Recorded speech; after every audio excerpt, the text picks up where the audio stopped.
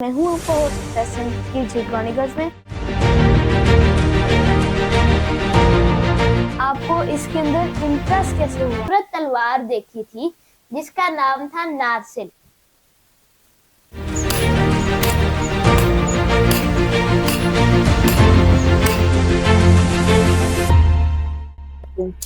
जो ये शेप है इसकी बनेगी एक टोकी जिससे कसाई गोश्त काटता है। जो वो है उसके बनेगी एक छेनी जिस कवर खुद बनाया है लेदर का।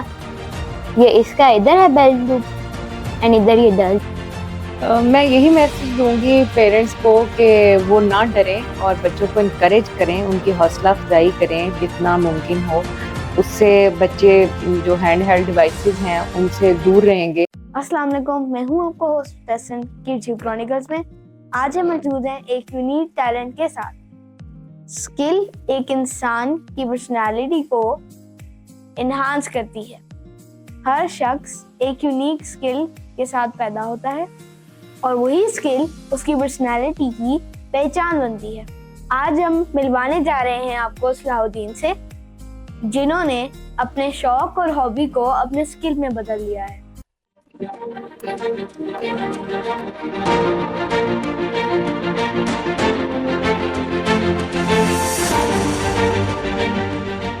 प्लीज आप अपना तारुफ करवाएं। अस्सलाम वालेकुम, मेरा नाम सलाहुद्दीन है। मेरी उम्र 11 साल की है और मैं क्लास 6 में प्रमोट हो गया हूँ। आप अपने स्किल के बारे में बताएं। आपको इसके अंदर इंटरेस्ट कैसे हुआ? इसमें मुझे शौक इसलिए पैदा हुआ कि एक बार मैं, मेरे बाप और मेरी बहन एक मूवी देख रहे थे जिसका नाम था the Lord of the rings. उसमें मैंने एक बहुत खूबसूरत तलवार देखी थी जिसका नाम था नारसिल। अब एक दिन उसके बाद मेरे अब्बू मुझे और मेरी बहन को लेके गए थे Wazirabad, the city known for its swords and cutlery. उधर से हम लोगों ने 2 सॉर्ड्स खरीदी थी। इसके बाद मुझे वेपन्स का शौक पैदा हो गया और अभी तक बढ़ता ही जा रहा है। ये सब करने की इंस्पिरेशन कैसे मिली? एक बार मैं और मेरे अब्बू, हम दोनों को एक YouTube चैनल पसंद था जिसका नाम था मैन एट आर्म्स। उसमें कुछ 5-10 लोग मिलकर वेपन्स बनाते थे, चाहे वो कुल्हाड़ियां हो, एक्सेस हो, सोर्ड्स हो, जो भी हो। वो देखकर मुझे लगा था कि ये तो बहुत आसान है, मैं भी ये कर लूंगा। और तब से मैं इन चीजों को बनाने पर लग गया हूँ। घर वालों का क्या रिएक्शन था जब आपने उनको बताया इस चीज के बारे में? मेरे अब्बू का जो रिएक्शन था वो बहुत खुश थे, क्योंकि उनको लगता था कि मेरा ये टैलेंट होगा और मुझे ये बहुत अच्छा लगा था। मेरी मदर का रिएक्शन थोड़ा सा अजीब सा था। वो थोड़ी शॉक्ड हो गई थी कि मैं ये करूंगा, इसलिए वो फिर अब तक तो वो एक्सेप्ट कर गई हैं कि मैं ये ही करना चाहता हूँ। और मेरी बहन का जो रिएक्शन था वो भी थोड़ा सा मेरे डैड और मेरी मॉम की तरह थोड़ा सा इन बिटवीन थे। वो ज्यादा शॉक भी नहीं थी, ज्यादा खुश भी नहीं थी। अपने शौक को पूरा करने के लिए आप पढ़ाई से कैसे वक्त निकालते हैं? वीकेंड के टाइम में सैटरडे को हमारा एक गार्डनर आता है। उस गार्डनर के साथ मिलकर मैं सैटरडे को अपना सारा काम कर लेता हूँ। इसलिए इसके साथ मेरा पढ़ाई भी बच जाती है और मेरा काम भी हो जाता है और मेरा शौक भी पूरा हो जाता है। अभी जब डिजाइनिंग कर रहे होते हैं, जब एक चीज बनानी होती है, तब फिर मैं पहले एक ड्राइंग बनाता हूँ, एक डिजाइन बनाता हूँ। जैसे इस छुरी का बना हुआ है, आप देख सकते हैं। इसके लिए एक चमड़े का बना हुआ कवर भी है, ये मेरे पास अभी बनी हुई है, मैं आपको दिखाऊं। जैसे ये अभी ड्राइंग में दिखाई है, एक चाकू और इसका कवर। इन कवर खुद बनाया है, ये आप देख सकते हैं। कवर खुद बनाया है लेदर का। ये इसका इधर है बेल्ट लूप एंड इधर ये डल जाता है। और ये एक खंजर है जो मैंने खुद बनाई थी, एक पुरानी रेती की, और एक थोड़े की दस्ते का हिस्सा जो भी इसका हैंडल बना। इसको बनाने के लिए पहले तो उसको रफ शेप में लाना था, ठोक ठोक कर, जैसे बाद में दिखाया जाएगा आपको। और फिर इसे गर्म कर कर, आप देख सकते हैं, अभी तो नहीं दिखा सकता, पहले इसके अंदर इधर तक जाता था लोहा, इधर तक अभी भी लोहा है। उसको अंदर गुजारने के लिए उसे गर्म करके, क्योंकि ये वुड है, उसके साथ लाए और फिर छेद बैंड हो गया और फिर इसे ग्लू के साथ लगा दिया।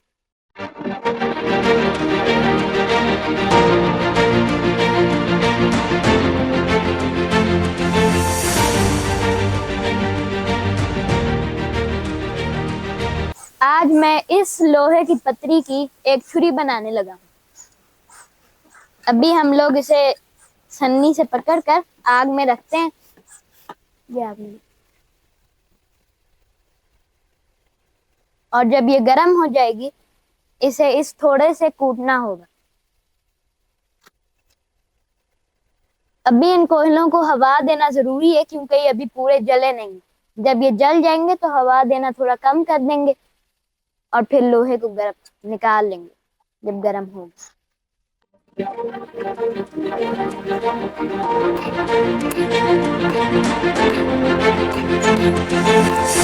अभी हम लोगों ने इसे फिर वापस आग में रखा है, क्योंकि लोहा बहुत जल्दी ठंडा हो जाता है। इसे गर्म रखना इसलिए जरूरी है क्योंकि जब लोहा गर्म होता है तो वो बहुत आसान होता है, नरम होता है और उसे ठोकना आसान हो जाता है। ठंडा ठोकेंगे तो ये भी खतरा है कि लोहा फट जाए और क्रैक कर दे। जो ये शेप है इसकी बनेगी एक टोकी जिससे कसाई गोश्त काटता है। जो वो है उसके बनेगी एक छेनी जिससे लोहा और लकड़ी काटी जाती है। अभी हम लोग इस पानी को इस टब में भरकर इसलिए लाए हैं ताकि जब ये लोहा गर्म हो जाए तो हम इसे टेम्पर कर पाए। टेम्पर का मतलब है जब लोहे को गर्म करके जल्दी से पानी में डुबोया जाए। इससे लोहा सख्त हो जाता है और उसकी धार, जो उसकी एज होती है, वो मजबूत रहती है। अगर टेम्पर ना किया जाए तो उसकी धार बहुत आसानी से मुड़ सकती है और फिर वो काम का नहीं रहता।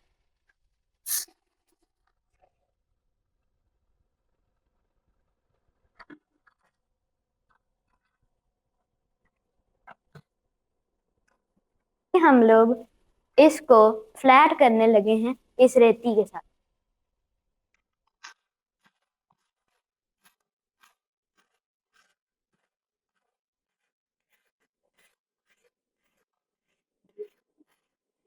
अभी ये है हमारे पास एक वेट स्टोन, जो एक शार्पनिंग स्टोन होता है। इसके ऊपर लोहे को शार्पन करते हैं। इसकी दो साइड्स होती हैं, एक ये कोर्स साइड जिस पे पहले रगड़ते हैं एंड एक ये फाइन साइड जिस पे बाद में रगड़ते हैं।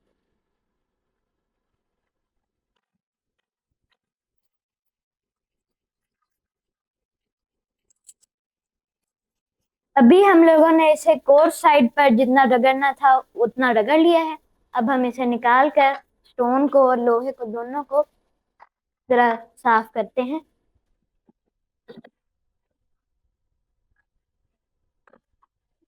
हम लोगों ने इसे फाइन साइड पर जितना शार्प करना था हो गया है। अब ये शार्प हो गया। अब हम लोगों को इसको इधर साफ करना होगा। अब आप जैसे ये देख सकते हैं ये शार्प हो गया है और ये मुकम्मल भी हो गया है। अस्सलाम वालेकुम आंटी, कैसी हैं आप?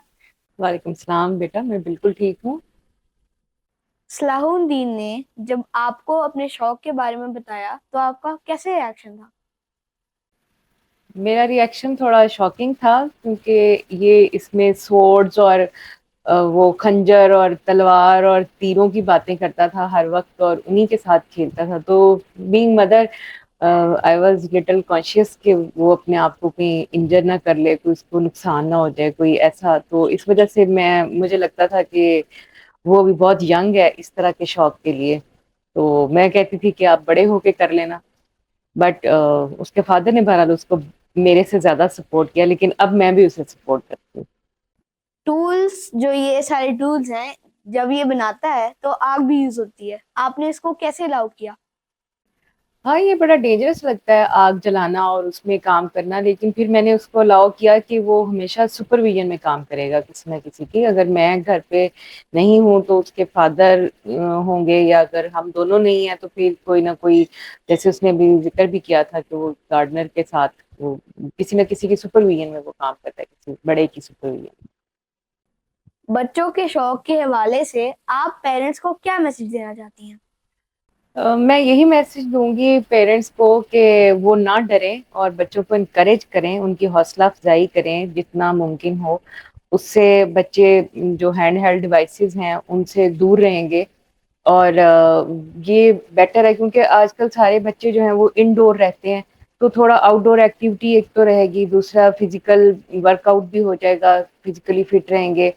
तो ये अच्छे हैं, इस तरह की हॉबीज को एनकरेज करना चाहिए, डरना नहीं चाहिए।